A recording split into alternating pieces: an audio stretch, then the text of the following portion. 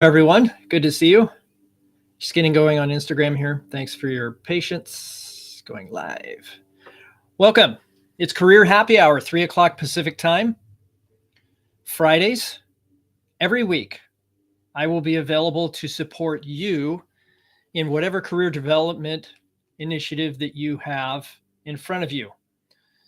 I'm Andrew Beach. I'm a teacher of self-education. I help professionals like you communicate value to find great opportunities faster, whether you're working or not. That's through a pragmatic process of personal branding, planning, and effective networking. If you have needs in those areas, you may be in the right place because Career Happy Hour is a way for us to actually collaborate today. I'm broadcasting today on YouTube, Facebook, let's see, Instagram on my phone up here, LinkedIn, and of course, Twitter. So if you find that you have a question, please, by all means, go ahead and ask your question. You can put it in the comments box of whatever platform you're joining from, that sort of thing. You can hit me up on any of the social channels. My little handle should be just right here on the screen for you to see. So regardless of what channel you're on, just hit me up on those channels. I have some free resources for you today that I'd like to share, and you can just send me a direct message and I'll make sure you get those resources. Now, today's topic was how to get to first base on LinkedIn. And this came as a result of some interactions I've had with some clients this week about, hey, I'm on LinkedIn. I have a profile, but it's not really clear to me. What should I say?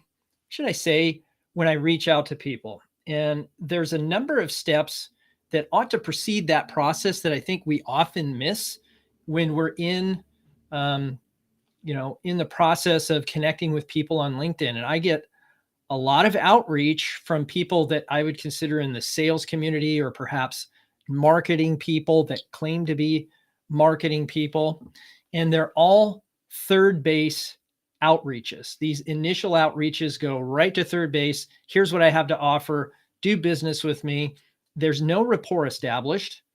There's no understanding of my needs in order to offer a solution. So it's not uncommon that we get the cart before the horse, or should we say we offer a treatment before we've had a diagnosis. And that is not certainly the way I would advocate reaching out to anybody on any social network or through any platform if you intend to have a shared positive experience. And that's really what we're looking for, I believe, is a shared positive experience.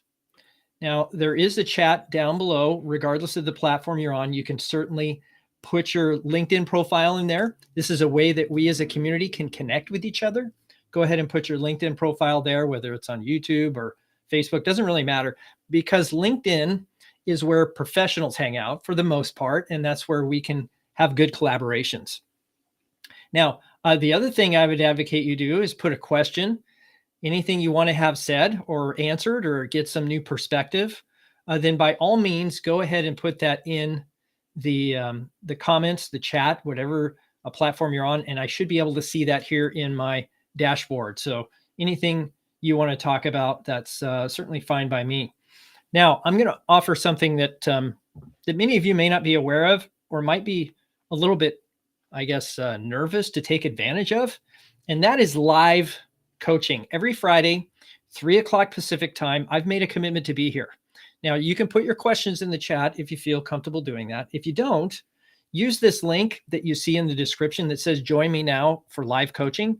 That'll bring you into the green room on the back end of Restream, and you can ask questions there. So if you want to come in, you could put in your name as anonymous, and you can come into the green room and just ask your question, and nobody will know any the wiser. Now, if you come into the green room, I'm going to ask you as well, hey, do you want to come on live and get some video coaching right now? And so this is what I would call on-demand coaching or live coaching to help you through whatever challenge you might be facing. And good news is, if you have that challenge, it's likely other people have the same challenge. So please take advantage of the service. It's free. It's here every Friday, 3 o'clock Pacific time. And if you need additional support, of course, I have programs for that. There's a application process in the box below. So if you want to take advantage of that, that's certainly entirely up to you. And your questions certainly are ones that I intend to answer in some capacity. Good. So that's where we're at today. And so this topic today is something that I'm going to share a little bit of information on, as we normally do. We have now, a little mini, how would you call it? A mini webinar, I guess, a little teaching here every Friday, because people are coming in. They may see this on a replay. That's fine. And so depending on where you're joining from and what questions you have, I'll be certainly happy to answer. And so let's dive into the topic today, which is how do I get to first base on something like LinkedIn? And really, there's some key things that I found, and I've been on LinkedIn since 2004. There's some key things that I found that really separate acceptance of connect request from non-acceptance. And really, that's what we're talking about here. Is we're talking about the activity of getting an accepted connection request. And so let's be clear on some things, and we'll talk about mindset here in just a moment. But just because you're connected doesn't mean you're making a connection. Those are two different things. So we'll talk about that in a little bit. But the idea here is there's some keys to successful connect requests. And it all starts with what you're trying to accomplish.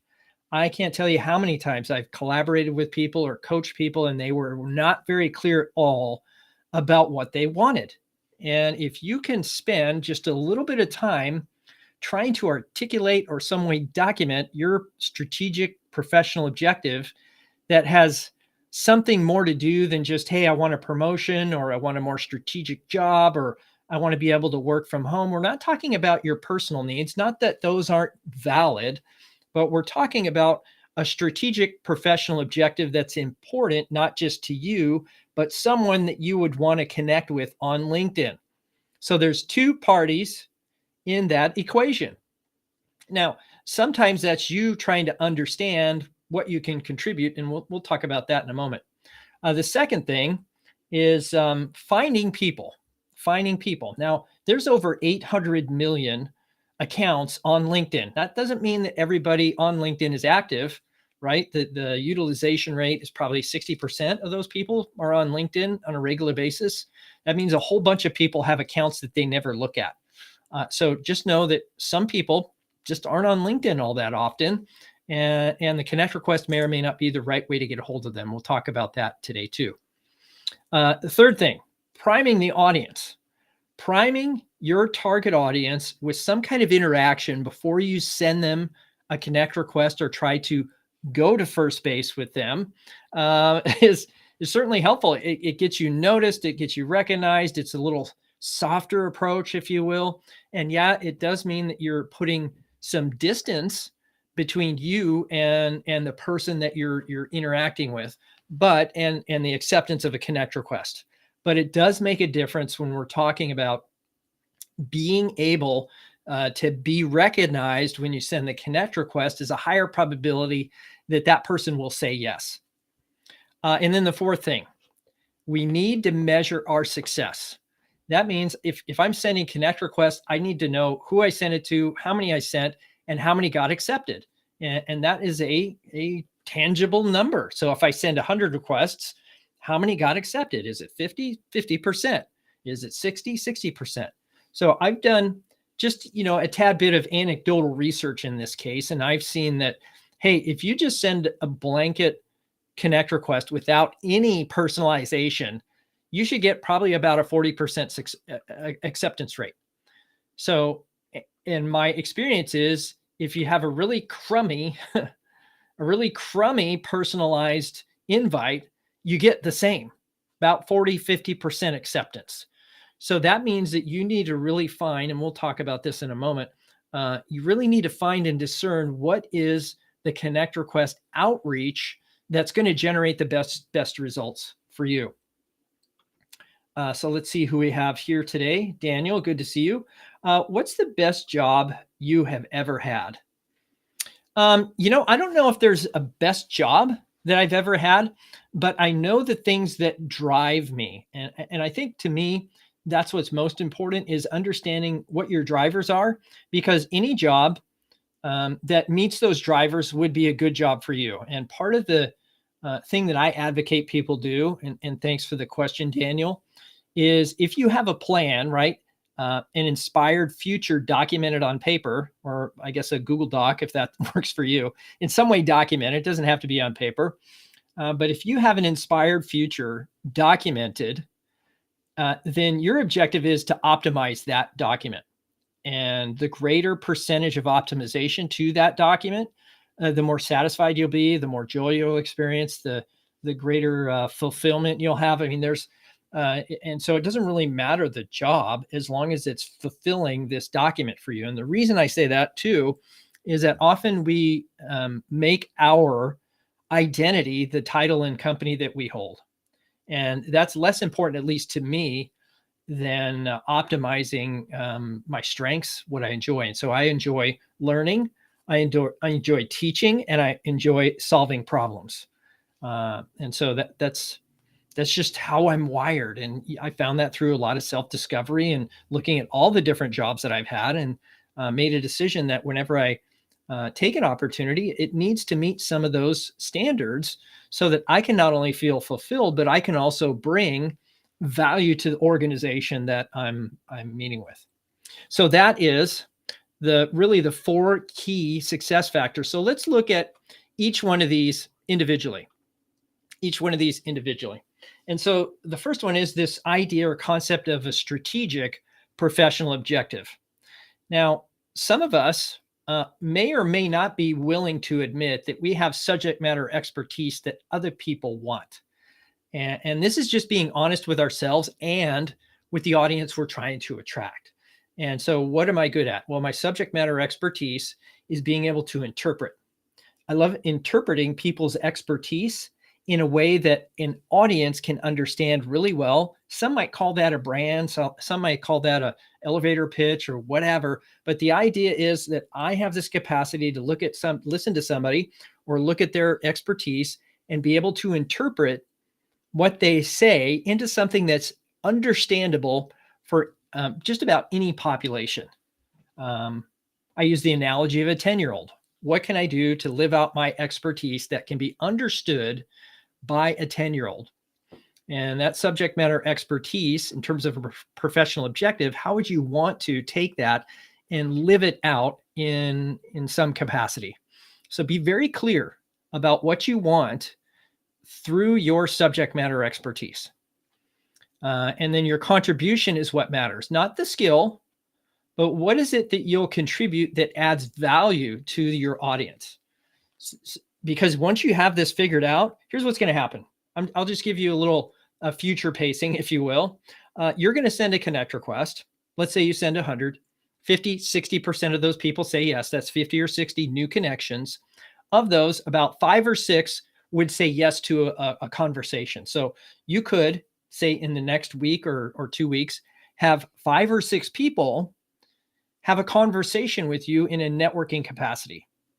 Networking is the number one way to find opportunity today. And so if we can get a conversation with somebody, what should we talk about? Well, we should talk about what challenges is this organization facing? What issues might this person in front of me have to be a better person, a better leader, a better whatever in their own organization? So I'm really looking about asking questions that could then align with my contribution. So think about that. If you don't know your contribution, then you certainly don't know what questions to ask this person in order to find out what is it they need, really, because you may be offering them a contribution that they don't need. So be sure to do the old, what do they call it? The game show, Jeopardy, the Jeopardy technique, right? The Jeopardy technique is you already know the answer. The key is to ask the question to see if the answer is correct, right? And so that's not much different than going to the doctor and they ask you a series of questions about, where does it hurt? And, how long has this been going on? Do you have a history of this in the family? That sort of thing. And so you're really trying to identify the contributions. And that's why it's important maybe to start with people you know first. And we'll talk about that here just momentarily. But the idea is we're looking to align subject matter expertise and contribution with an identified problem that you might think this person has. So you can presume certain things, like are all organizations dealing with right now going back to office and the resistance or the attrition they might experience in that circumstance? And the answer is yes. Almost every organization is dealing with that. Now, does that mean that the person in front of you might be having 2 or 3 people have given their notice or have indicated they'd give their notice if they have to go back to an office? And now they're wrestling with retention and how do I get the organization to value those workers that maybe want to have something a little more flexible? And so that's a problem to be solved for most any organization. And you can do the same in your profession. So if you have a profession, know what the hot buttons are. What are the challenges that are facing anybody in that level that you're trying to network with in that capacity? And then certainly we talked about specifically articulating what you want. I've had people reach out to me that just wanted to network and have a conversation. And I say, fine, occasionally, but it's more likely I will say yes to a networking conversation if that person has a really compelling profile or really has a compelling ask or outreach to me, then I'm more likely to say yes to a conversation, because it's not about getting new connections. Okay. It's about making connection. So being connected and making connection is 2 different things. And I think we all need to realize that indeed is the case. Let's see. Thank you, Daniel, for that follow-on. This is my first time joining, and this is great. Always see your notifications going live. Well, thank you. I appreciate that affirmation and your attendance here. Your attendance, and one of the things you could do to kind of spread the word about Career Happy Hour is to share this broadcast out to someone who you think might find value in it. And please, by all means, if you're on LinkedIn, share it out to your profiles on LinkedIn. You can do that publicly, or you can do that through a direct message to someone. You don't have to make it, you don't always have to make it public. So thank you for that, Daniel. I appreciate the affirmation. So let's go on to the next component of the keys to success when it comes to getting connection acceptances. And that is finding the people. I don't know many people that look at LinkedIn as a search engine for connection. They look at it maybe as a place to park their resume. And that's not invalid. It's just, it's not even the most important part of LinkedIn, to be honest. The value of LinkedIn is you get access to over 800 million accounts, possibly. I think the only people that have access to all the accounts is LinkedIn. I'm not sure that any other tool has access to 100% of the accounts. Doesn't matter how much money you give LinkedIn.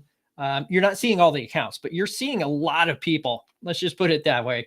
And there is a lot of value and a lot of data that's accessible to you just because you're on LinkedIn. And so use the search feature there. Get kind of your feet wet, understanding how the search works and the different filters you can apply to really narrow down who it is you're looking for.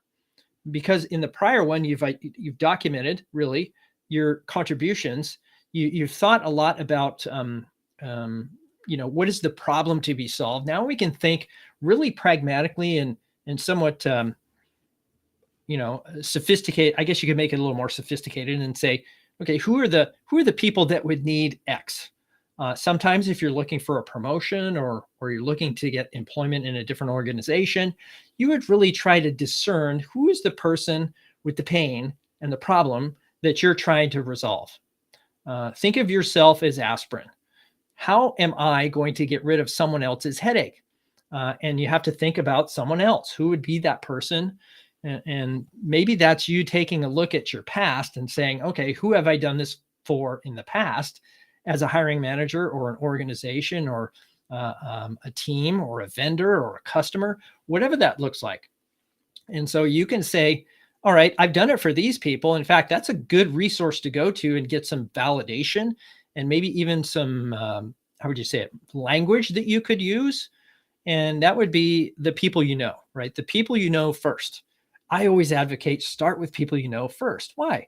You're already a known commodity in some capacity. You likely have established some kind of reputation, and they're more likely to say yes when you reach out and have a conversation. It's also great practice. So if I'm doing a search and I'm trying to find a certain group of people, and I see that in this list of people I'm intending to reach out to, there's 4 or 5 people that I already know. I'm going to start with 4 or 5 people I already know, or those second degree connections, right? Who am I connected to that we have in common? Then I'm going to go to the people I know first, just to learn a little bit more about um, uh, how this might play, how my narrative might play, and do some practice. Um, so LinkedIn search is amazingly powerful. Start with the people you know and understand what you have in common. Now, I call that mutual understanding of who and how. So the mutual understanding is who are you and who are they. So the who is really understanding how you would intend to collaborate together. So there's really, when I send a connection request, I'm trying to do a couple of things. Yes, I need to know what we have in common. That's without saying. So I'm going to call on that. I only have 300 characters to do this, by the way. But I want to know, how do I know this person? Why do you want to connect? And what will you do productively after we're connected? That's the contribution piece. So that's the how, the who and the how. The how is, hey, how am I going to make contribution to you? How are they going to make contribution to me? They have to see a two-way street here. And you know that someone is going to look at your profile page likely before they make a decision on connecting with you. So your profile page likely needs to look good too. So we'll talk about evaluation here in a minute, but the idea is you want to understand how mutually together you will be a good team, how you will be able to contribute to them and how they'll be able to contribute to you. So they say yes to the connection and to the follow-on conversation that you would have offline. That's the key, right? If I've done this priming and I've made it really compelling and I have a good profile page, then people are more likely to not only say yes to my connect request, they're also going to say yes to an offline dialogue conversation by phone or Zoom or Skype or FaceTime or whatever the tool is that they prefer. And then use a simple tracking system. Now, I don't really talk about tracking here because we're going to talk about that later when we're doing our evaluation and really measuring the conversion rates, but you need to consider it now that, hey, I need to have a simple tracking system. I don't ever encourage people to go sophisticated or look at tools that add additional complexity to this process.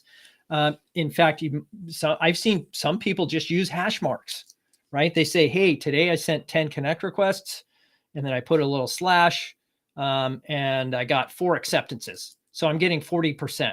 I need to adjust my conversions, right? So you may put it in a spreadsheet, right? You copy and paste all these names into a spreadsheet or some way track who's accepted and who hasn't, and which outreach message did you use to see if that worked. Okay. So finding the right people that you can contribute to and using a simple tracking system. That's really what this is about. And we're going to talk about priming here in just a moment. I want to see if there's any comments or questions. If you do have any comments or questions, please don't hesitate. Put them in the chat if you want to talk about interviewing or market planning or resume or whatever. It doesn't matter to me. I'm here to support your success in every way possible. So even if it's after the live, you can put a comment in here and I will respond. Otherwise, send me a direct message and I'd be happy to support your success in just about every way possible. So what does it mean to prime your audience and why is this so important? Well, it's kind of like, this first base analogy, right? I'm meeting somebody for the first time. Maybe you're in a bar and you're there with a friend and you want to get introduced by somebody else. And so really the somebody else is the priming.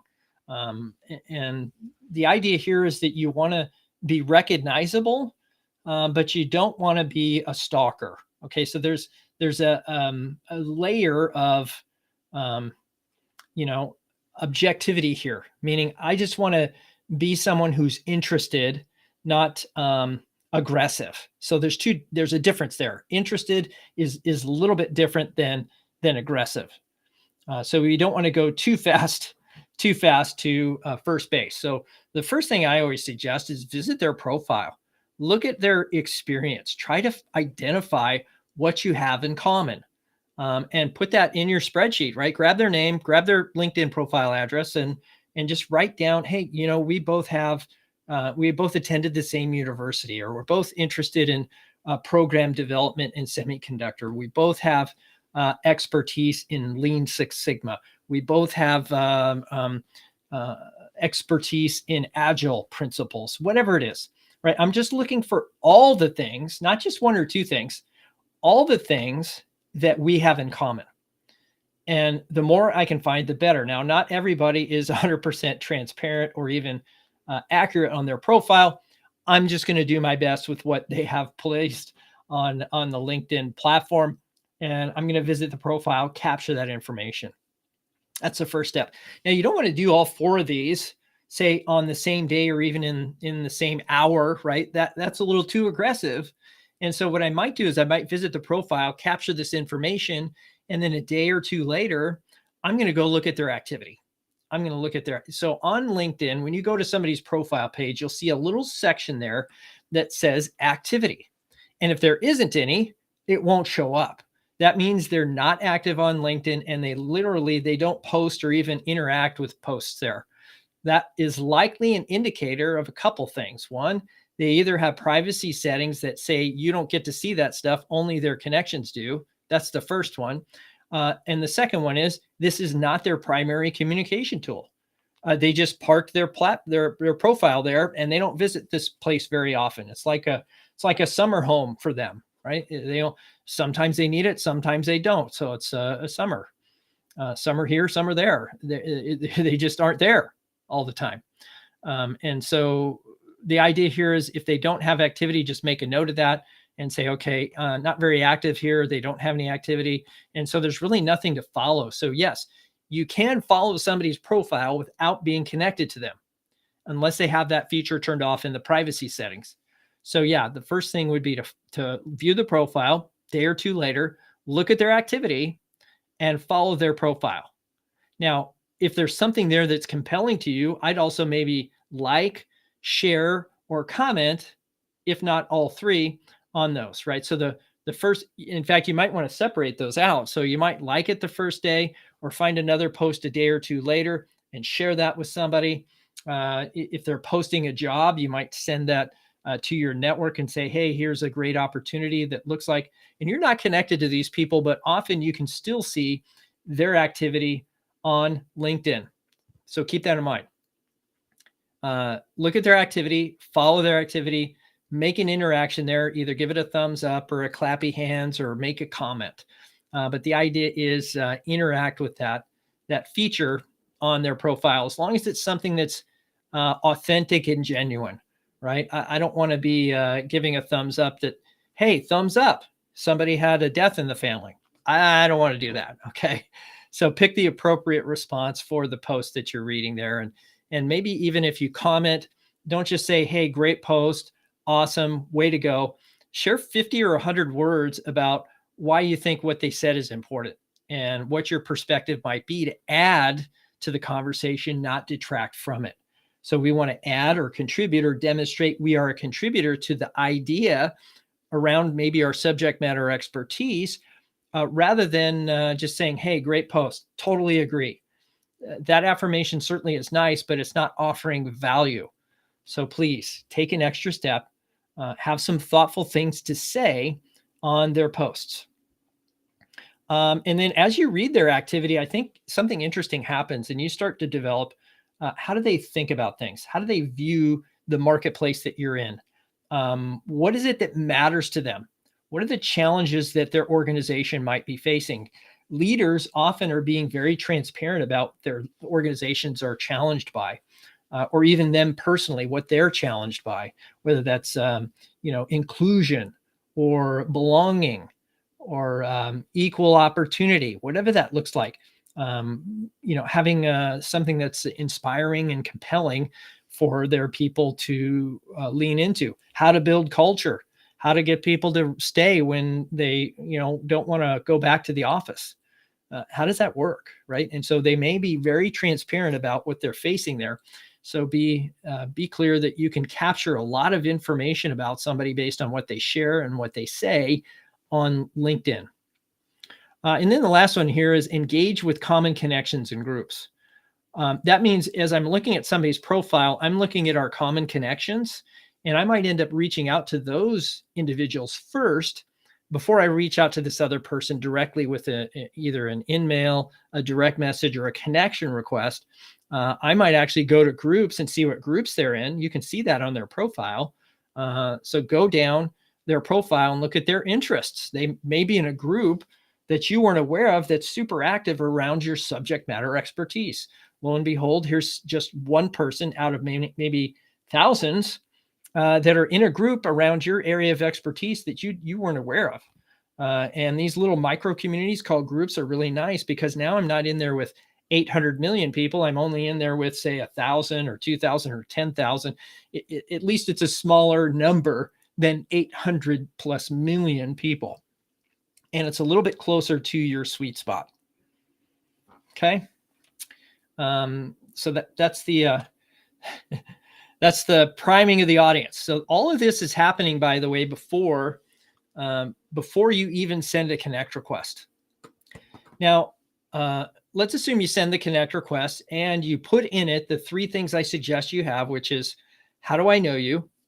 Why do you want to connect? And what will you do after we're connected to be productive contributor to my success? Now that's me. What are you going to contribute to me? So that's from your perspective to me, or shared perspective, right? So we have something in common, and that's what we're here to talk about. At some point, you have to discern, is this a successful outreach or is it not? And that means you need to track some kind of conversion, whether that's conversion of connection requests, conversion to offline conversations, conversions to opportunities like an online application or an interview or a referral to somebody in your target audience. If this person isn't in the target audience, you have to measure it somehow. And whatever that indicator is for you, great. Then make adjustments. So you look at the conversion rates. How can you improve it? Make adjustments and measure again.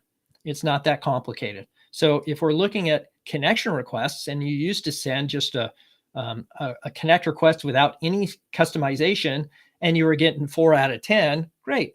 That's your baseline. 4 out of 10 is the baseline. You didn't do anything other than send a connect request. Maybe they looked at your profile, maybe they didn't, but they accepted your request anyway. And so that means that some people are in the business of just collecting connections. And I don't see any problem with that. The step further is to get those offline conversations. But the idea here is vary the connect request. What do you put in it? How effective are you in that process? Add more content. If you're only using like 150 characters and you're allowed 300, try to fill up the 300. Try to give them more context on why you want to connect and what do you find compelling and how can you share information or best practice around your area of expertise. So think about it from that perspective. I can always add more, but I can't add too much. So peeling back is a lot easier than trying to add more. So maybe get in the habit of sharing more information about why you have something in common to be connected. And what you might find out during this process is you need to pay attention because they may look at their connect request on their mobile device. And the use of mobile is increasing substantially, specifically with LinkedIn. That means that people will look at your connect request, accept, and they'll move on. They'll not have ever looked at your personal request. They may not ever look at their private messages, and their preferred method of communication is a text message. So what does that mean to me? Well, that means that I've hit them on a platform they are on, yes, and they may be active there, but they don't communicate through that method. That means I need to know what method they communicate through. Maybe that's through Facebook messages. I had that happen to me recently where I'm connected to somebody on both LinkedIn and Facebook, and this person didn't respond to my LinkedIn outreach, even though in their profession, they're on LinkedIn and they're highly represented there and they're normally very responsive, that domain, but this person, not so much. And I reached out on Facebook, got an immediate response. So don't think that just by reaching out to somebody on LinkedIn and sending a connect request, you now are best buds and you could call them on the phone and they would say yes to an offline meeting. No, it might be that this is not their primary method of communication, and reaching out to them there might be an exercise in futility because they only visit LinkedIn once every couple, 3 months, maybe to take a look at some posts or clean up their messages or look at their connection requests. So please make sure you take a note, maybe in that spreadsheet that you've created or whatever system you're using to track, what is their preferred method of communication? Meaning you send them something and they respond promptly. Now, if it's a direct message on LinkedIn, great, put DM LinkedIn. If it's an email, put email. In fact, the nice thing is once you're connected to somebody, you can click on their contact information link on their profile page and you'll see their email. Capture that email, put it in your spreadsheet. Yes, you can download data from LinkedIn, but almost everybody I know has clicked that little box that says, don't allow people to download my contact information when they download my profile data. Because yes, you can download your connections and all their contact information, and that can be used to spam you. So I've set that. I don't want, my email is there and people can use it, but they just can't download it as part of a mass download of all their connections. So just understand that there's likely a preferred method of communication for each individual. And we can't presume that it's always a social interaction or email or text message. We can't make assumptions on anything. Now, the other side of this is it's probably a good idea that if after 2 or 3 weeks, this person has not accepted your connect request, that you withdraw that request. And if you need to learn how to do that, just go to the LinkedIn help section and put in withdraw request. And you'll see a help article there that likely will walk you through how to do that. But it's under the My Network tab, and there's a little link there to view all requests.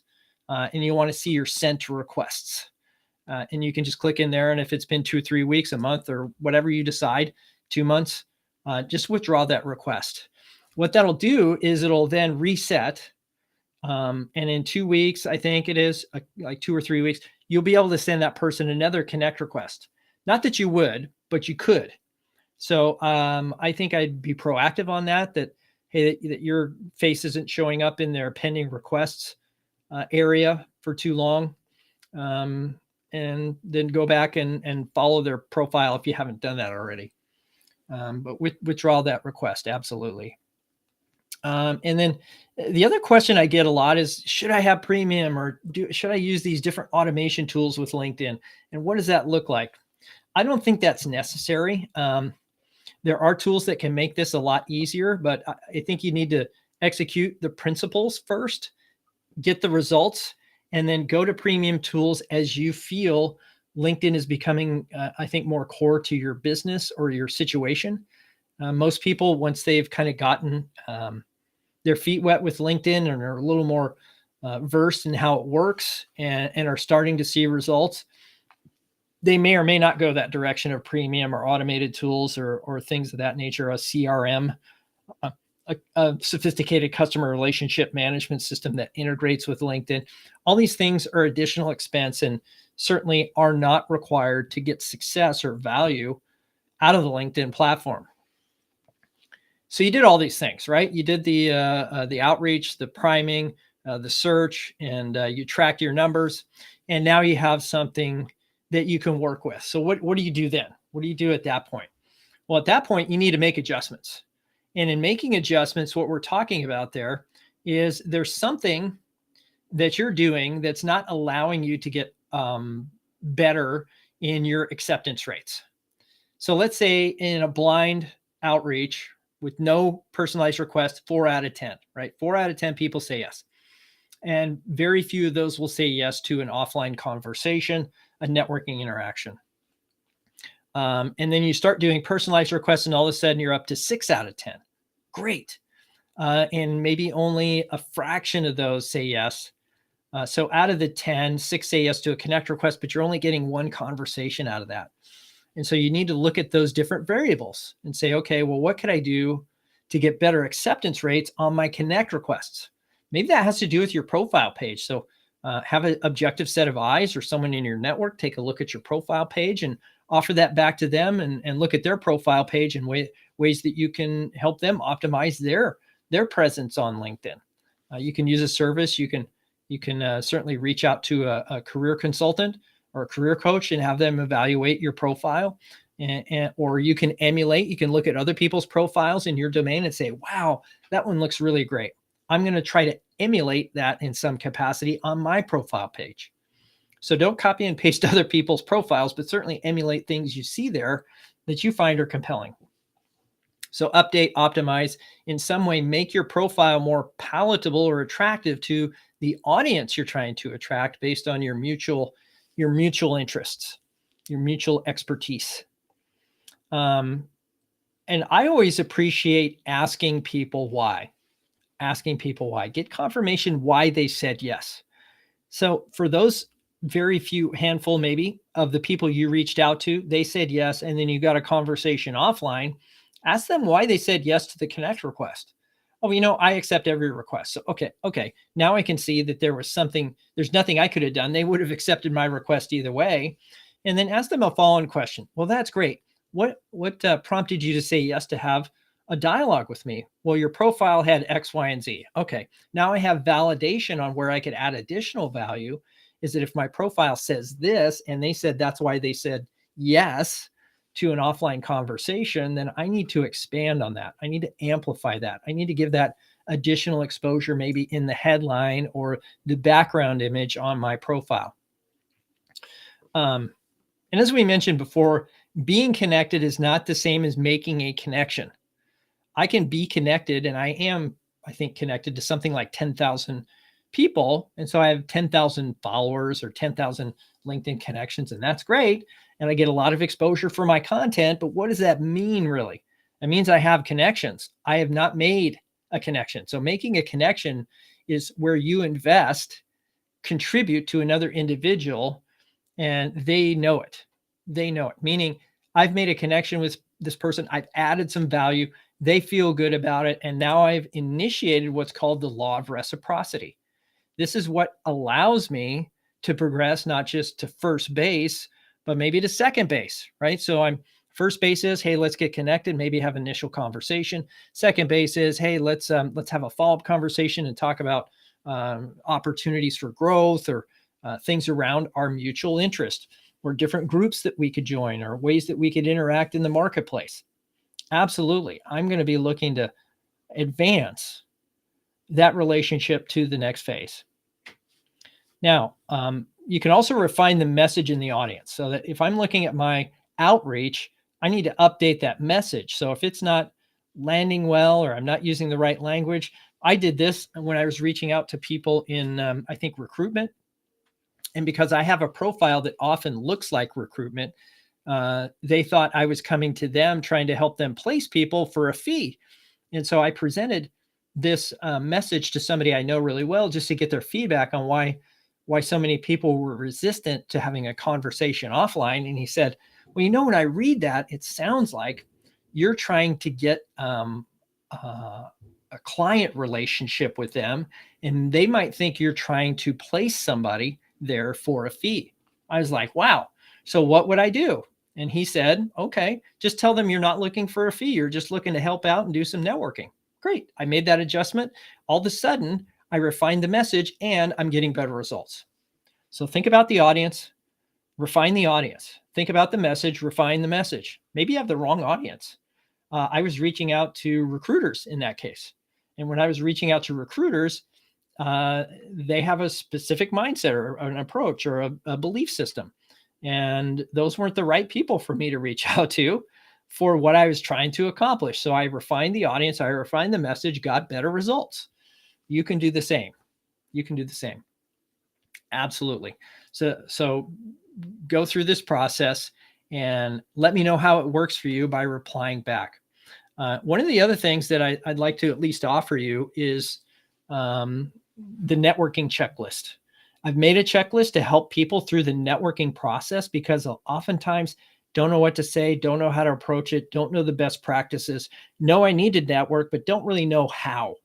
And so I do have a networking checklist. If that's something you want to make this idea of reaching out to people and having productive conversations of value work for you, then just send me a private message or leave a comment on this video, whatever that looks like for you. But send me a message. That's probably the best way, on LinkedIn, a direct message, or whatever platform you're on. Just send me a private message through the system, and I would be happy to send you a copy of this networking checklist and to support your success in any way possible. And so I do appreciate you joining me this week for Career Happy Hour. I look forward to seeing you next week.